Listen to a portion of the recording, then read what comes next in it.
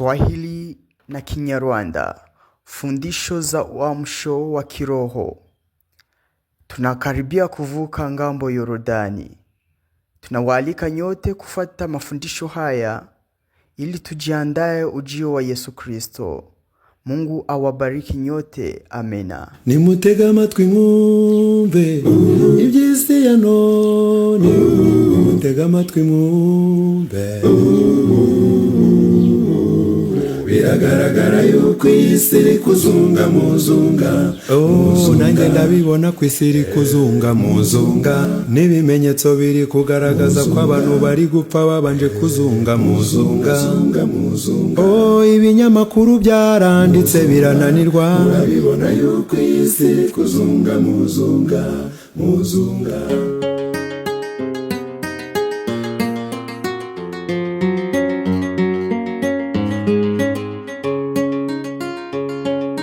Wagoswe ucece, umurwa wagoswe unga,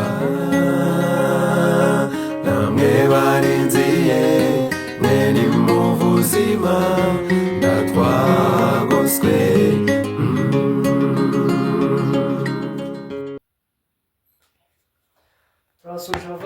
Tunawasalimu ndugu, twongeye kubakira, tumewakaribisha tena mukongera kwigisha ibyigisho ili tujifunze tena fundisho hizi no kugira ngo dushake ibe byo gushaka Imana cyane na kutafuta nyakati za kumtafuta Mungu sana. Turabakire cyane, tumewapokea kabisa. Mazina ni Mugisha Yves, majina ni Mugisha Yves, muvandimwe wa Mwita, nami pia ni Mahirwe Bienvenue. Reka dusenge Imana. Acha tumuombe Mungu.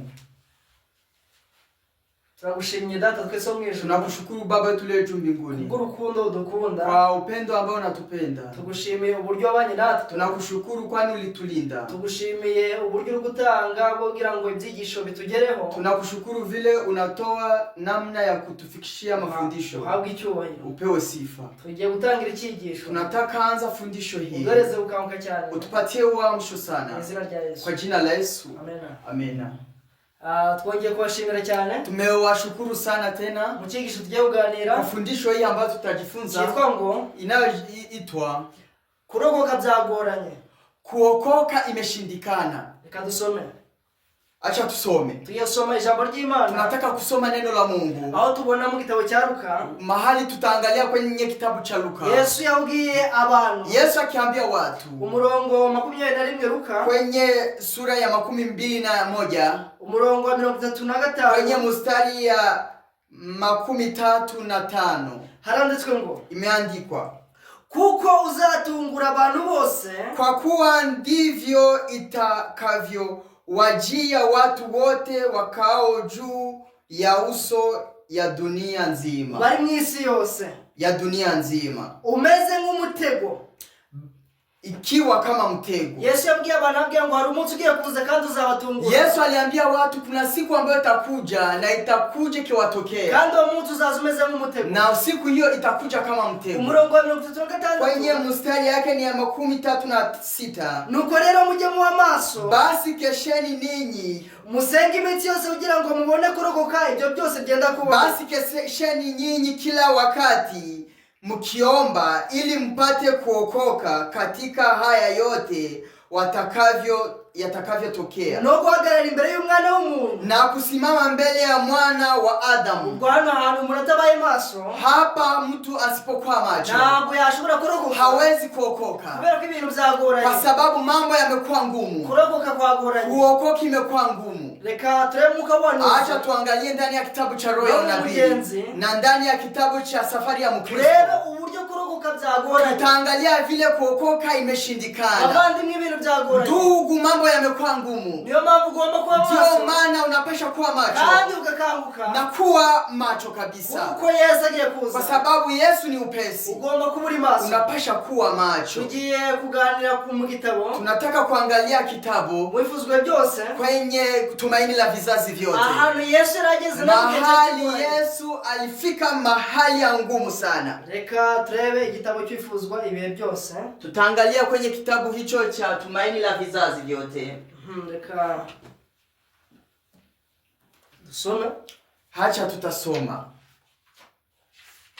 Yesu ageragerezwa mu butayu. Yesu akijaribiwa ndani ya jangwa. Ngo byari mu gihe kinini cyane ubwo Kristo yasakiranaga n'ibigeragezo bikomeye. Ilikuwa ndani ya udhaifu nyingi wakati Yesu alipigana na jaribio hizi. Ngo Yesu ajya gusakirana na Satani. Yesu alipopigana na shetani. Byari mu bihe kinini cyane. Ilikuwa wakati ya udhaifu nyingi. Ubwo natwe turi mu bihe kinini cyane. Na sisi tuko wakati ya udhaifu. Kandi tugiye gusakirana na Satani. Na tunataka kupambana na shetani. Tukiwa na udhaifu. Ndio maana mambo yamekuwa magumu. Bityo rero Satani arazi ko agomba gutsinda. Kwa hiyo sasa shetani alikuwa na ushindi. N'ubu Satani azi neza ko agiye gutsinda. Na kwa wakati huu shetani anajidai ana ushindi. Lakini hata kushinda. Nubwo bigoranye. Hata mambo ni magumu. Lakini kuna tumaini. Mose yachogojwe n'imyaka 40 Abisraeli. Musa alifadhaishwa na miaka 40 na Waisraeli. Abisraeli bamaze bazerera mu butayu. Wakati Waisraeli walimaliza wakizunguka ndani ya jangwa. Ubwo mukanya gato kwizera kwe kwarekuye aho kwari gushingiye. Wakati imani yake kwa muda mfupi iliachilia mahali ilikuwa. Ariho kumbaraga iteka ryose. Kwenye nguvu ya milele. Mose yagize intege nke mu gihe cya Musa alikuwa na udhaifu kwenye wakati wa mwisho. Ubwo yarageze ahantu ku nkengero agiye kwambuka. Wakati alikuwa amefika karibu ya kuvuka. Ni kwenye nchi ya ahadi. None twebwe tugiye kugwa he? Sasa sisi tutaangukia wapi? Je, tuna udhaifu mahali wapi? Igihe kurokoka bigoranye. Wakati ukokoka imekuwa ngumu. Uko niko Satani yifashisha intege nke za kimuntu. Ndivyo shetani alijisaidia na udhaifu wa mtu. Kandi niko azakomeza gukora. Ndivyo hivyo ataendelea kutumika. Ibintu byagoranye. Mambo yamekuwa magumu. Agomba kubikora byagenze gute? Ataweza kuyafanya na imekwaje? Igihe abantu bafite intege nke. Wakati watu watakuwa na udhaifu. Ibintu byagoranye. Mambo yamekuwa ngumu. Tugiye kureba mu gitabo cy'umugenzi. Acha tuangalie ndani ya kitabu cha safari ya Mkristo. Urugendo rwagoranye. Safari imekuwa ngumu. Kurokoka byagoranye mama. Kurokoka imekuwa ngumu ndugu.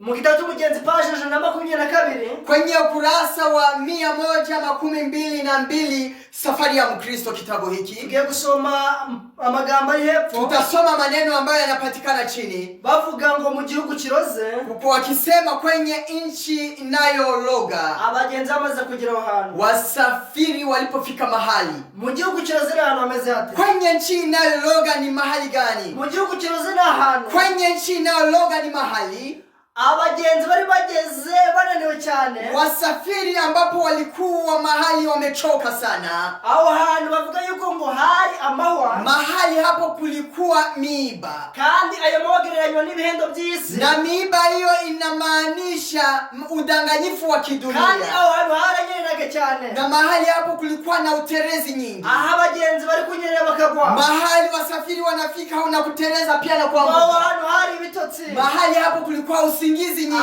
Abantu bagenzi bafite ibitotsi byinshi. Mahali hapo wasafiri wana usingizi nyingi. Kusoma ijambo ry'Imana. Kwa kusoma neno la Mungu. Kwa kuomba. Mambo yamekuwa ngumu. Tugiye gusoma. Tutasoma. Ngakorera kawe ko gutangira inzira udakomeje. Hii ndiyo magumu ya kuanza safari pasipo kuendelea. Abantu batinje muri inzira badakomeje. Watu ambao waliingia ndani ya safari hii bila kutia nguvu. Watashizeho ubuzima bwao bwose muri inzira. Wasipotia nguvu zao zote ndani ya njia hii. Watafasha ibyemezo bikomeye. Wale ambao hawakukamata uamuzi ambao iko imara. Araza kuvamo. Wale watatoka.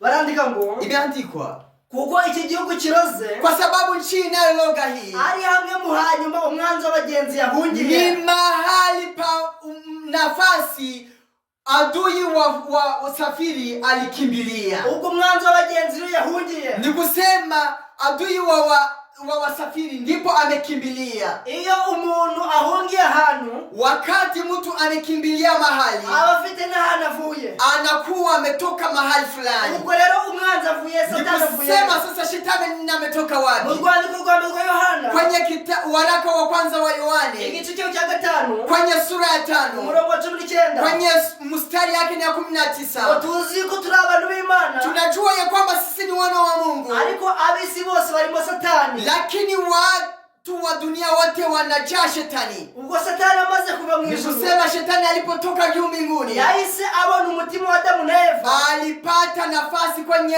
moyo wa Adamu na nibo Eva. abantu banze Imana bwa mbere, Ndio watu ambao walimchukia Mungu wa kwanza, kandi abantu bose bamukomotseho, na watu wote ambao wametoka kwa kizazi nabo banga hicho Imana na Kaini, walichukia Mungu, ndiye Kaina. abisi bose banze Yesu Kristo, Wa dunia wote walimchukia Yesu batuyemo Kristo, Satani, wakaingiwa ndani na uko shetani, nibo baemeye kumwakira, kwa sababu ndio walimkubali kumpokea. ubwo rero Satani yavuye mu Kwa bisi, sasa shetani ametoka ndani ya wadunia, abisi nabe, kwa sababu wa dunia ni wake. urugamba rwose rugiye kuza ku bantu b'Imana, Vita yote itaingilia kwa wana wa Mungu, kubera ko urugamba rwakomeye, kwa sababu vita imekuwa kubera ko ngumu, tugeze ku rugabano, kwa sababu tunafika kwenye mwisho ya safari. ahantu Satani yahungiye, Mahali hapa ndipo shetani Satani amekimbilia. yahungiye iwawe, Shetani amekimbilia kwako. Satani yahungiye mu bigeragezi iwawe, Shetani amekimbilia kwa majaribu kwako. Satani yahungiye ahantu hose, Shetani amekimbilia mahali pote. yahungiye n'ibihe byose, Amekimbilia kwa nafasi zote. ufata uri gushaka Imana,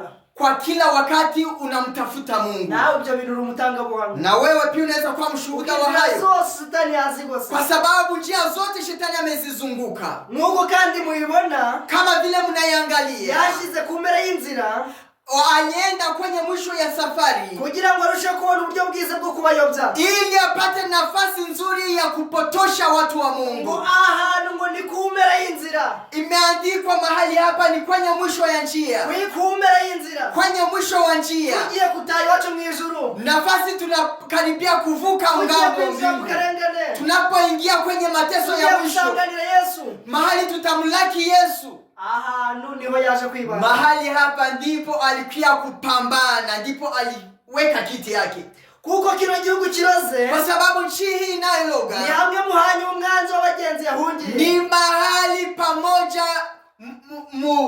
adui wa wasafiri amekimbilia, ni ahantu hanyuma umwanzi w'abagenzi ni yahungiye, mahali shetani ama adui wa wasafiri mitego amekimbilia. yose yayizanye hano hantu, Mitego yote ameileta mahali hapa. barandika ngo Imeandikwa kuko yibwira ati, kwa sababu amejiambia kuko eti yakoresheje inama n'abamarayika bati, alifanya baraza na wamalaika wake. bariya basazi n'iryari bazabifuza kwicara, Na wakati gani wachawi hao wataikala mahali hapa? Satani abizi neza yuko uri umusazi, Shetani anajua vema wewe ni mchawi. Satani azi neza yuko uri umusazi, Shetani anajua vile mimi ni mchawi, nanjye azi neza ko ndi umusazi, anajua pia wewe ni mchawi.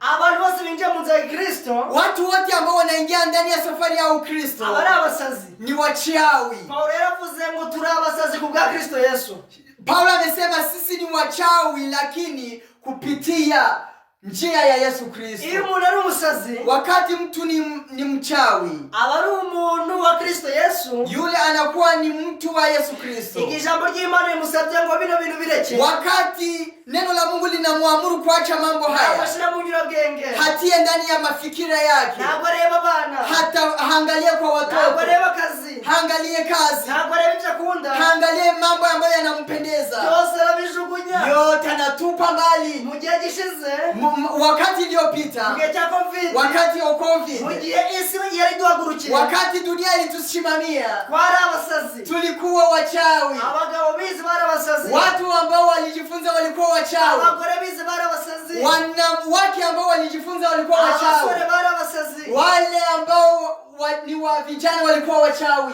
ariko yavuze ngo bari abasazi, Lakini amesema hao wachawi n'iryari cyangwa se n'igihe cyo bazashaka kuruhuka, ni lini watatafuta mahali ya kupumuzikia hapa, ibisazi bikabavamo, kisha uchanganyikio inakuja ndani yao, bagatangira gutekereza ku buzima bw'isi, kisha wanaanza kuwaza kwa maisha ya kidunia bagatekereza imishinga y'isi, na kuwaza kazi za kidunia, bakibagirwa yuko Yesu agiye kuza vuba, na kusahau vile Yesu ni upesi. Satani agahita abacakira, Shetani na kuwazingatia, yakoze inama, alifanya baraza. bari abasazi n'iryari bazabifuza kwicara, Ni lini watu hawa wachanganyikiao wataikala mahali ngo hapa baruhuke, ili wapumzike? ati n'igihe bazaba bananiwe, Ni wakati watakuwa wamechoka. bavandimwe, icyo gihe twari tunaniwe, Je, mahali hapa tulikuwa tumechoka? 2022 twari tunaniwe, Kwenye mwaka wa 2020 tulikuwa tumechoka. Wakati wa COVID tulikuwa tumechoka. Barandika ngo Imeandikwa. kandi ati bazabana niwe ryari. Na je, watakuwa wamechoka lini? Atari kumbera y'urugendo rwabo. Isipokuwa kwenye mwisho wa safari yao. Kumbera y'urugendo rwabo. Kwenye mwisho wa safari yao. Nambara nyinshi cyane warwanye. Kwa vita nyingi ambazo umepigana. Ibintu byinshi wataye. Mambo mengi ambayo umetupa. Ugeze aho hantu. Ulipofika mahali hapo, yakwigiye inama. Amefanya baraza kwa ajili yako. Barandika ngo Imeandikwa. niyo mpamvu ndabisubiramo. Ndio maana nitarejelea haya. Igihugu kiroze. Nchi hii inaloga. Cyashyizwe hafi y'igihugu Beula. Imetiwa na karibu ya nchi Beula. No hafi y'intego y'urugendo. Na mahali pa mwisho ya safari. Iyi ntambara yaje. Na vita hii imekuja. Ngo intego watangiranye winja muri iyi nzira. Mpango ambao umeingia nayo ndani ya njia hii. Kugira ngo iyo ntego wivuguruze. Ili mpango hiyo uweze ukajirudie ndani. Abagenzi rero bagomba kwirwanaho bo ubwabo. Wasafiri wanapasha kupigana juu ya maisha yao. Kama mtu utirwanya Satani akameje. Kama wewe haupigane juu ya maisha yako, Shetani amesimama. Unapasha kusimama kabisa. Ngo ni hafi y'igihugu Beula. Ni karibu ya nchi Beula, nchi takatifu. Hafi y'igihugu cyo mwijuru. Ni karibu ya nchi ya mbinguni. Ibintu byakomeye. Mambo ni makubwa. Ugamba rwakomeye. Vita imekuwa ngumu. Abakurambere n'abahanuzi. Kwenye kitabu cha abakurambere n'abahanuzi, kitabu hiki cha wanabii na mababu, turasoma page 232 kwenye ukurasa yake ni ya 232. Reka dore kuri page 230. Acha tusome kwenye ukurasa hii ya 213.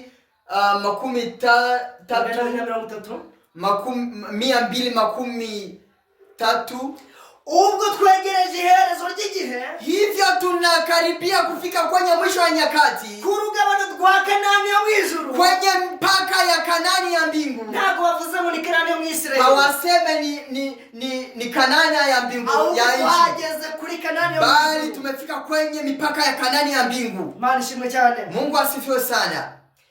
Satani azakuba imbaraga zicure ebyiri. Shetani atafanya mara mbili nguvu zake. Ibigeragezo by'ibyo warwanaga nabyo, jaribio ambazo ulikuwa ukipigana nazo za dhambi, irari ry'umubiri, tamaa ya mwili, irari ry'amaso, tamaa ya macho, irari ry'inda, tamaa ya tumbo, ijambo ry'Imana, intege nke ryo kwiga ijambo ry'Imana, udhaifu ya kujifunza neno la Mungu, ibihe bike byo gusenga, wakati kidogo ya kuomba, ibihe byo gusabana n'Imana, wakati ya kuambatana na Mungu. urwo rugamba ngo ruzadwikubye inshuro ebyiri. Hiyo vita itakuwa ikijifanya mara mbili.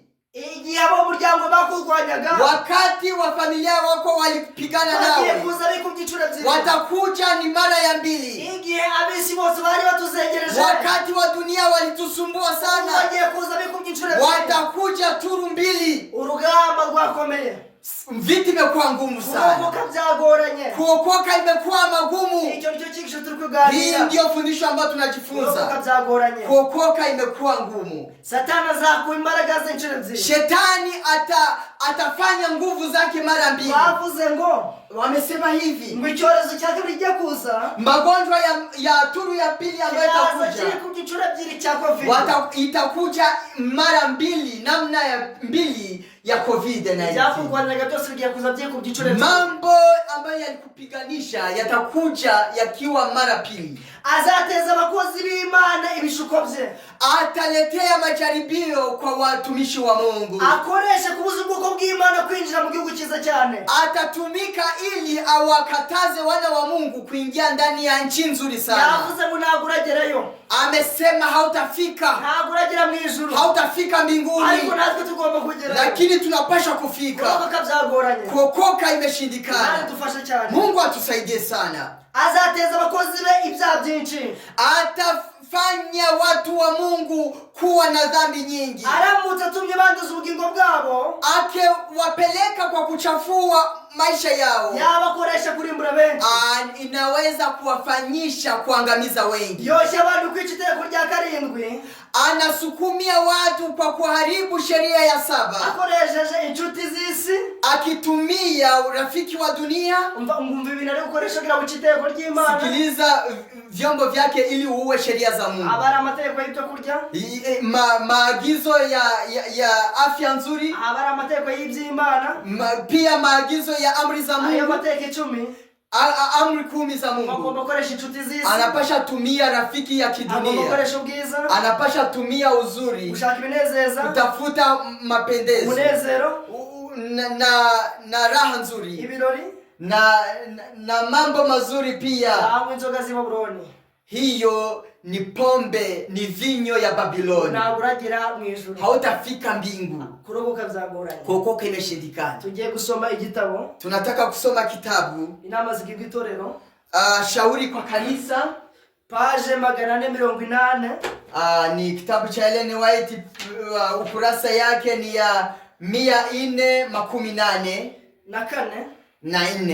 Myereko nabonye imitwe ibiri y'ingabo. Kwenye maono ya usiku niliangalia pande mbili za jeshi ziri mu ntambara iteye ubwoba cyane, zilipokuwa ndani ya vita ambayo inaofisha sana. Umutwe umwe w'ingabo wari uyobowe n'amabendera ari ikimenyetso cy'isi, na kundi moja ilikuwa na bendera ambazo zilikuwa na ishara ya dunia, na undi mutwe w'ingabo uyobowe n'ibendera risize amaraso y'igikomangoma Emmanuel, na kundi ingine ilikuwa na bendera ambayo ina ishara ya damu ya jeshi jemadari mkuu Emmanuel. Amabendera yagiye arambikwa hasi mu mukungugu. Bendera zote zilikuwa zikitiwa chini kwenye vumbi, urukurikirane zikifuatana. Ubwo amatsinda yajyaga kurikirana, wakati kundi hizo zilikuwa zikifuatana, ava mu ngabo z'Uwiteka, kundi zimwa zikitoka kwenye upande wa Mungu, maze akifatanya n'umwanzi na kujiweka kwa kundi za adui. Hari amatsinda bavandimwe, kuna kundi zimoja. Ellen White yabonye, Ellen White aliangalia uko isi yose yafataga hamwe, wakati dunia yote ilijiunga pamoja komeza ibyo Satani abasaba, ili watie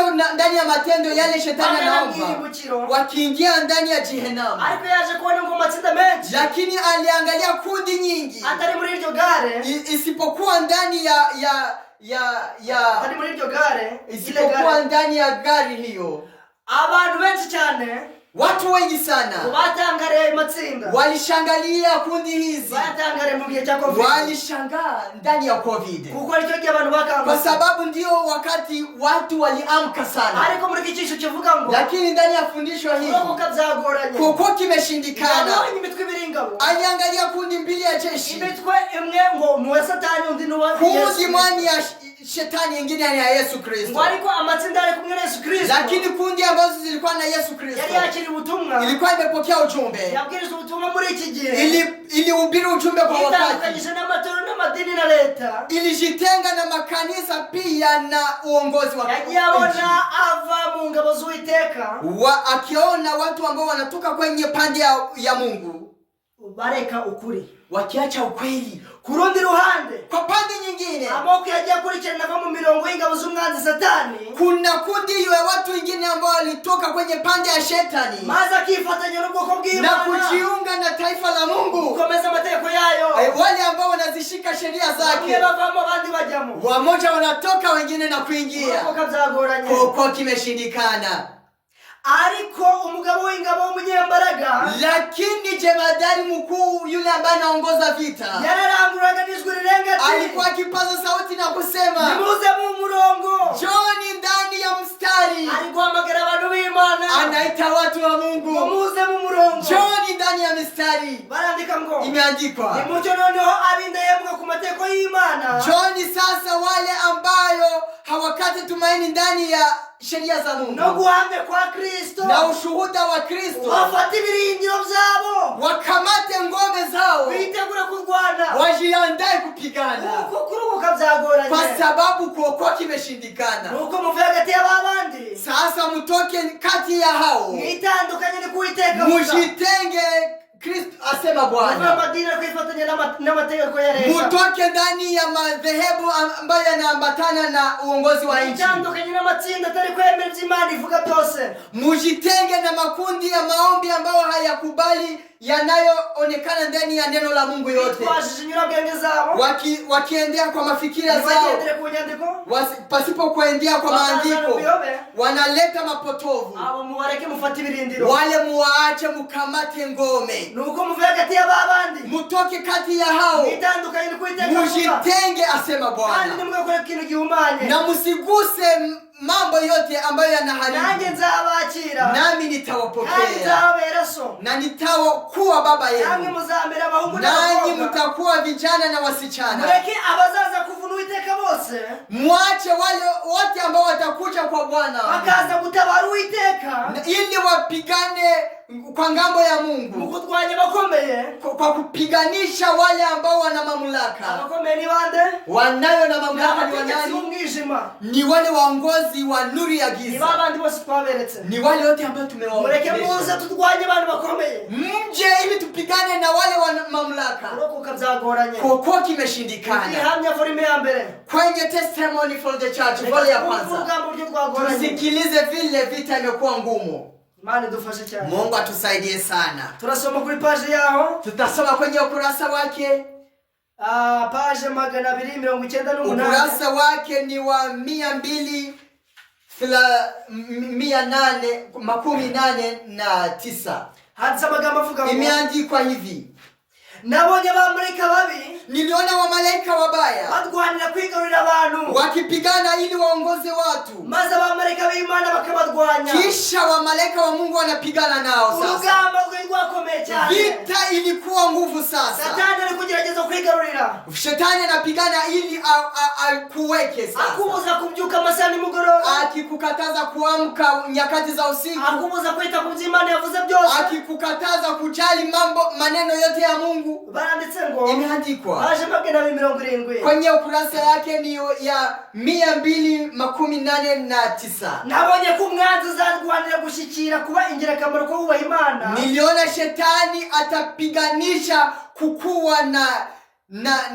nyakati za wana wa Mungu, cyangwa n'ubugingo bwabo akahita bufata, wala na kuzingatia maisha yao ya milele, kandi azagerageza kwangiriza amahoro yabo, na atajaribu kuharibu furaha yao. Igihe cyose bazabakiri muri iyi si, nyakati zote watakuwa wangali duniani. Yabonye Satani yasizoye, aliona Shetani amesimama, alikubuza abana b'Imana amahoro mu mpande zose, akikataza wana wa Mungu kwenye pande zote. Mbona ubugingo bwawe nabwo naguratinyuka kutabufata, na maisha yao aliyizingatia. Ngo n'umumaro ugirira ubwoko bw'Imana ubwiriza, na nyakati zote ambazo unafalia mafaa yote kwa wana wa Mungu, cyangwa utanga icyacumi ugira ngo gikora umurimo w'Imana, kuhubiri na kutoa sadaka 1/10 kwa wana wa Mungu.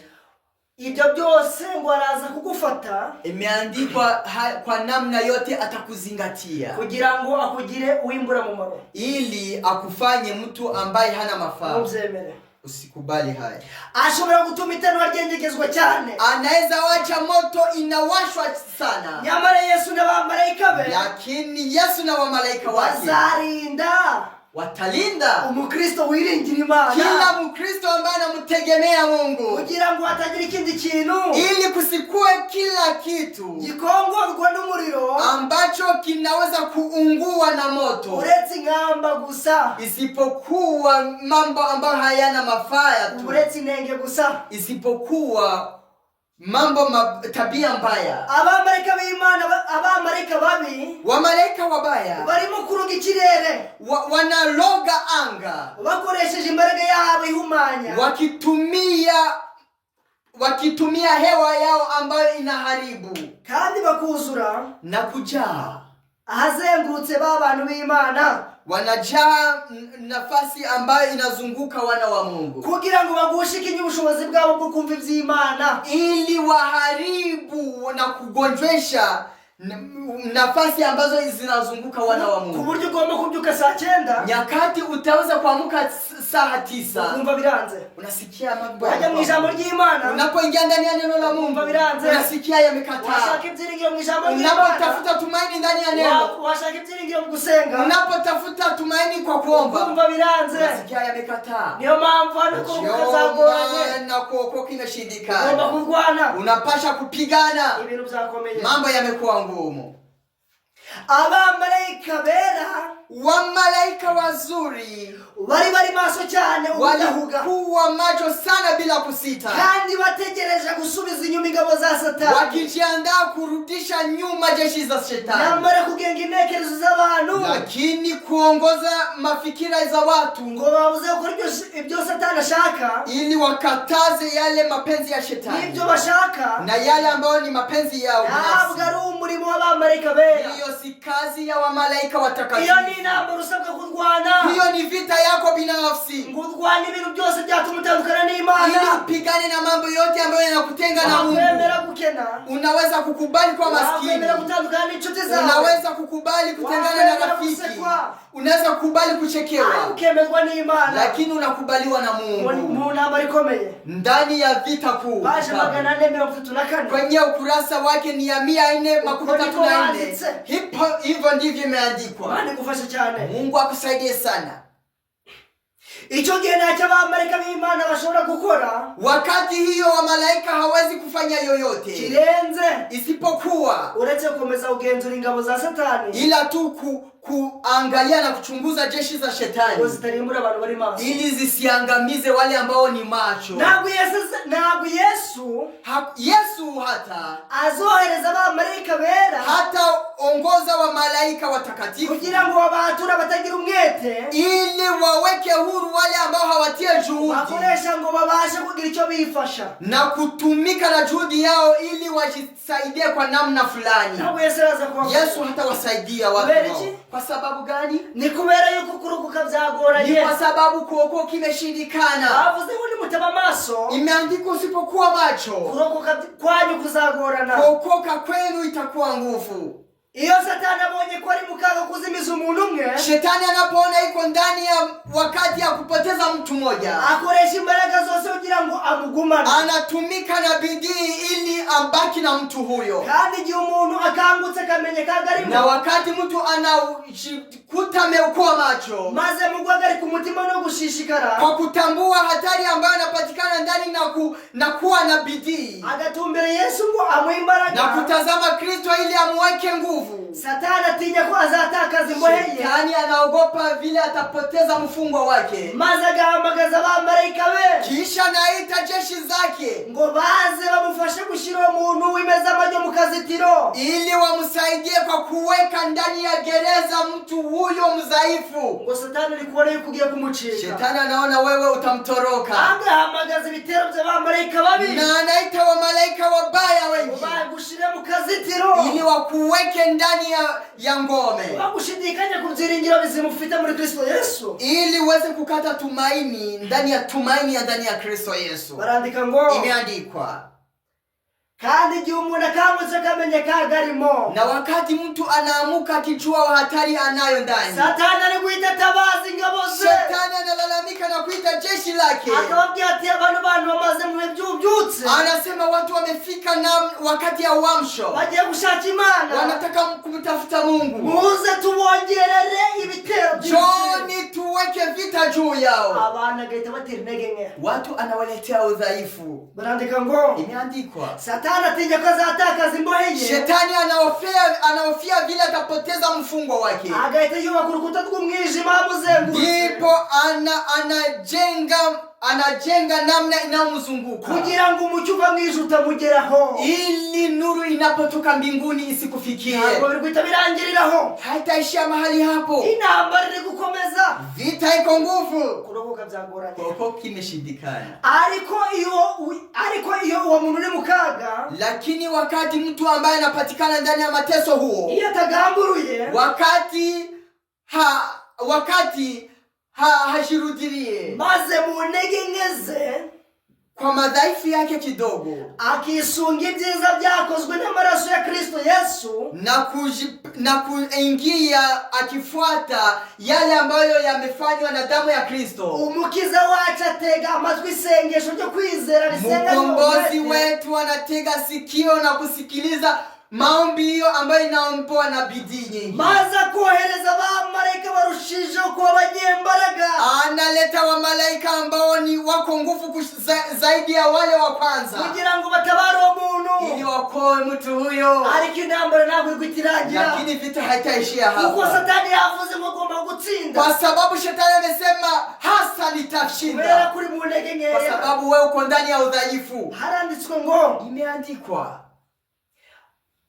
Yesu umukiza wacu atega amatwi isengesho ry'umuntu, mkombozi wetu anatega sikio maombi ya mtu, agati yohereza abamarayika barushira abandi imbaraga, analeta wa malaika ambao wako na nguvu zaidi ya wa kwanza, kugira ngo batabare umuntu, ili waokoe mtu huyo. Intambara ubyo Satani agwikomeza, shetani kisa anaendelea na vita. Satani ntashobora kwihanganira, shetani hawezi kusikia, ntabwo ari kubyihanganira kubyumva, hawezi kusikia vema umwanzi we umurusha imbaraga, yule adui yake ambaye anamshindia nguvu, atabazwa akiombwa msaada, ntabwo ari kubyihanganira. Shetani hasikie mambo hayo. Ujye mu yabyubyutse, uingie ndani ya mambo ya uamsho, ukanguka, wakati ya kuamka, nawe ntabwo uraza kubyihanganira. Shetani naye hatasikia mambo hayo. Baranditse ngo, imeandikwa Satani ntabwo ashobora kubyihanganira, Shetani hawezi kusikia mambo hayo, kubera ko atinya, kwa sababu anaogopa kandi agahindishwa umushyitsi na kutetemeshwa imbere y'imbaraga n'igitinyiro bya Kristo, mbele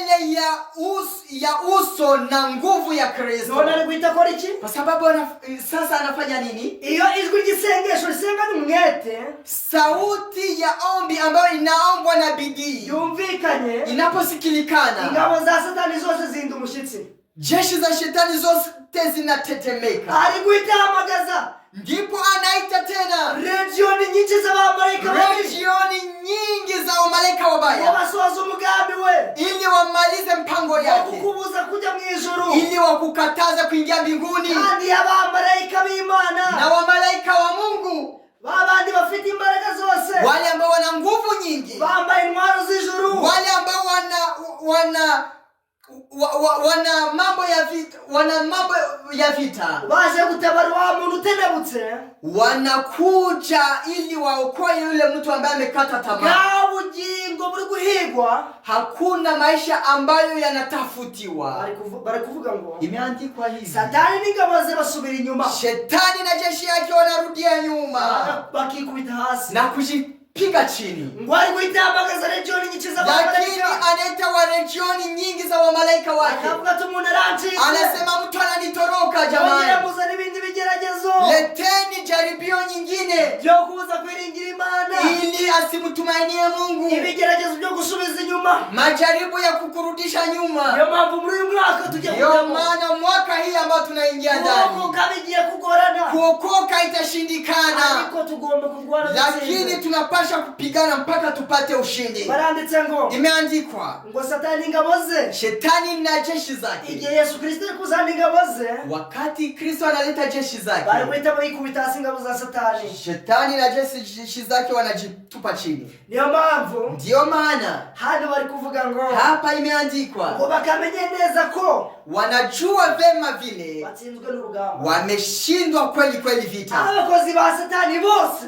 wakati wa jeshi wa shetani wote bagize ubushake, noneho walikuwa na bidii hasa bari kumukiranukira na kuwa haki kwa shetani, bari gukorana umwete mwinshi, wanatumika na juhudi nyingi, kandi bari kwihuriza ku ntego imwe, na wanajiunga na kuambatana kwa mpango moja, kukubuza kugerayo, kukukataza kufika huko. kandi nubwo bangana, hata wanachukiana wao kwa wao, ngo nubwo bangana, hata wanachukiana wao kwa wao, kandi bakarwana, na kupigana wao kwa wao, kandi bakarwana ubwabo, na kupigana wao kwa wao. Satani n'ingabo zirago bumvikana, Shetani na jeshi zake hawana mapatano, bajya banarwana, wanapigana siku fulani, bajya banatongana, wanatukana pia. ariko noneho hano, lakini sasa mahali hapa uko ibintu byagenze, sikiliza, ngo bongeye kwihuza, wote tena wamejiunga pamoja, nyamara bari gukoresha neza uburyo bwose basigaranye, wanatumia kila njia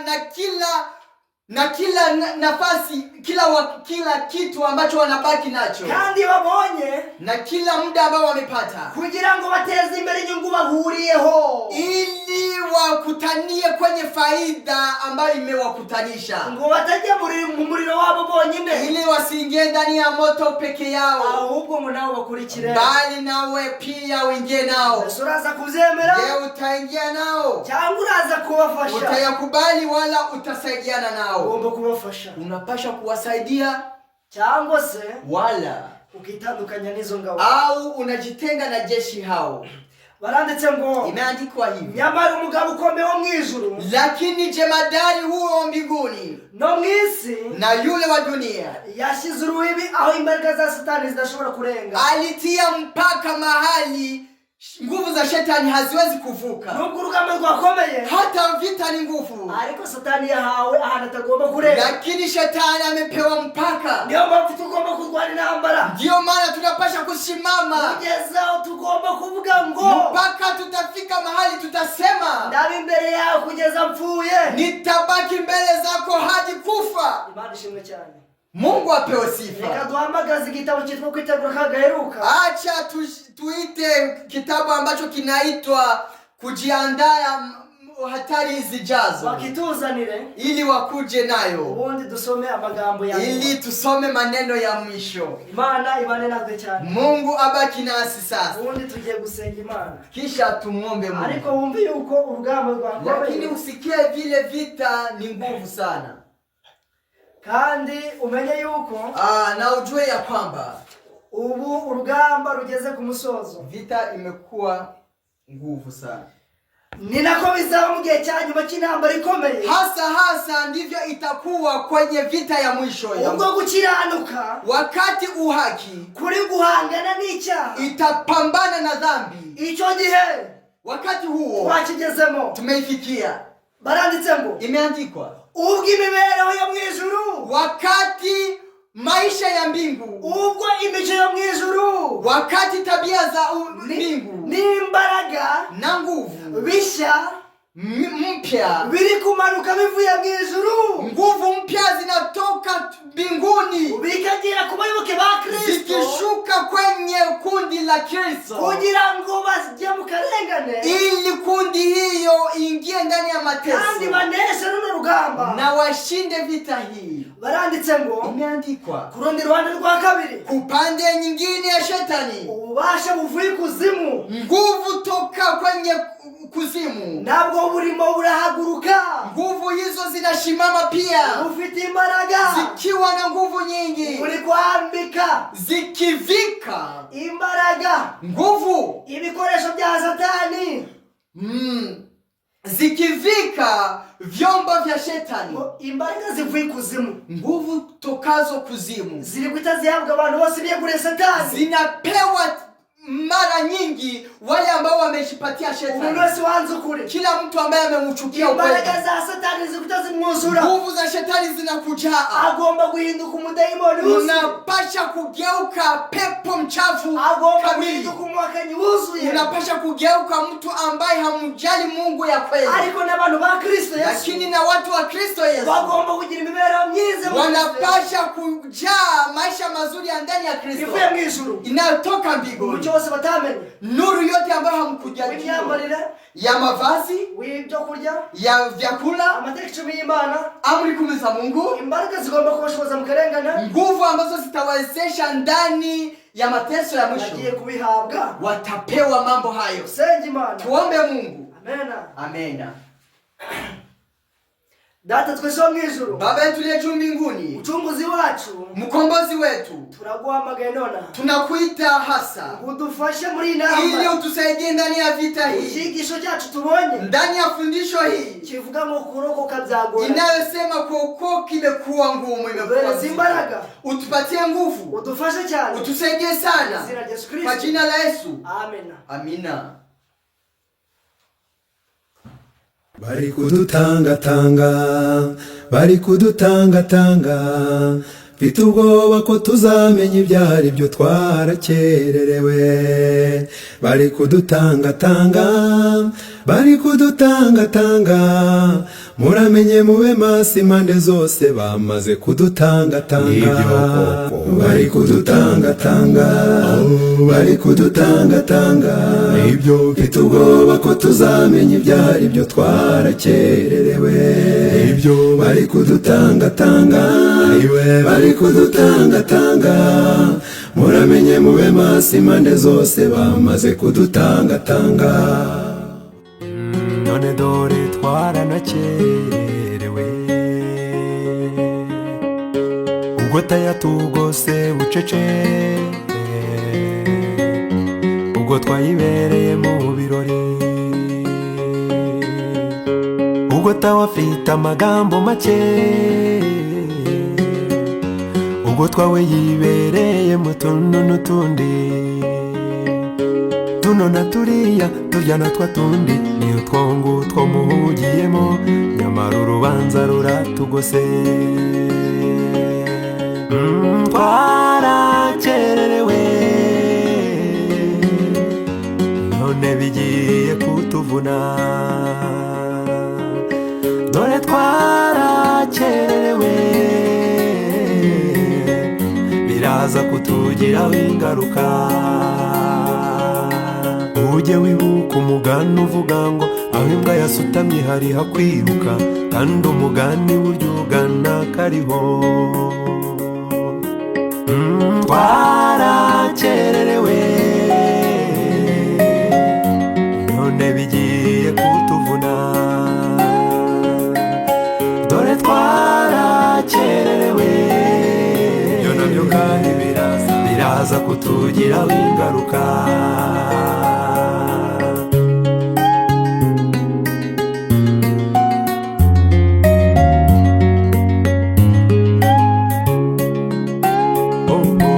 Wagoswe ucece, umurwa wagoswe